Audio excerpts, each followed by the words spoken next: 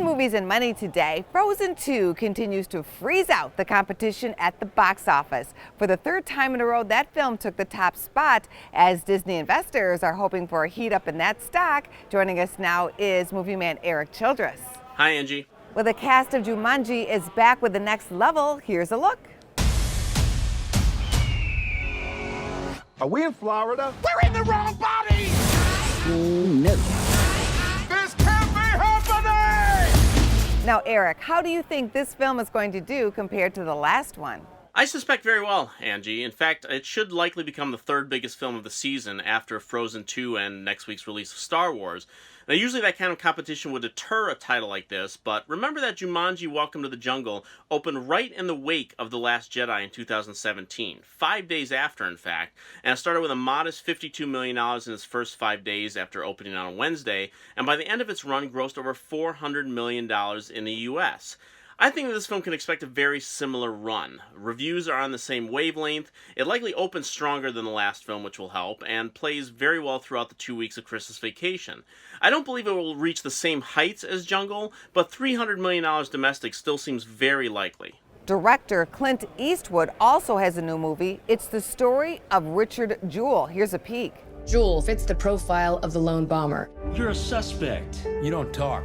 I talk. Say it. I don't talk. This might be the only way to clear your name. I want you to say there's a bomb in Centennial Park. You have 30 minutes. Erik, will that kind of movie draw audiences over the holiday? Depends on who you ask, Angie. The story itself is a fascinating and really tragic one about the security guard who discovered a bomb at the Atlanta Olympics in 1996 and then went on to become the prime suspect.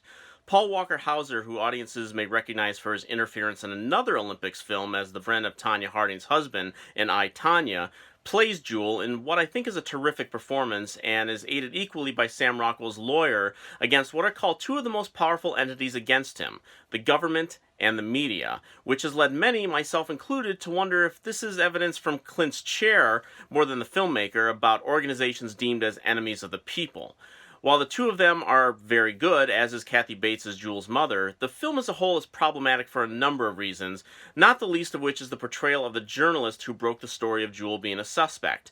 Olivia Wilde's performance is, well, one of the worst of the year, and because her version of The Real Reporter is written as having traded a scoop for time in the bedroom, it has drawn real scrutiny as well as pending lawsuits from the paper that employed her, given that she actually passed away many years ago and can no longer defend herself. As for its prospects as a film, Eastwood had a solid hit last year with The Mule, which ended up grossing over $100 million, but that film had Clint in front of the camera as well. I still think Richard Jewell will draw enough curiosity to be a minor hit, but there's no question that the film itself is very problematic. And finally, Disney became the first studio ever this past weekend to post $10 billion in ticket sales for a calendar year, and that company is not done yet.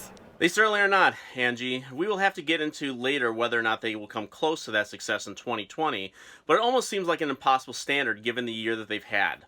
Avengers Endgame became the highest grossing film of all time with nearly $2.8 billion alone. Their live-action remakes of Aladdin and The Lion King grossed another $2.7 billion, and on top of all that, they will be bringing Star Wars The Rise of Skywalker into theaters next week, which is guaranteed at least another $1 billion, and I'll have my full review for you next week. Well, all of us at Business First are really looking forward to that film. Thank you so much, Erik. Thank you, Angie. For more Business First AM, check us out on social media. We're on Facebook, YouTube, and Twitter. And go to businessfirstam.com for where to see our show on TV.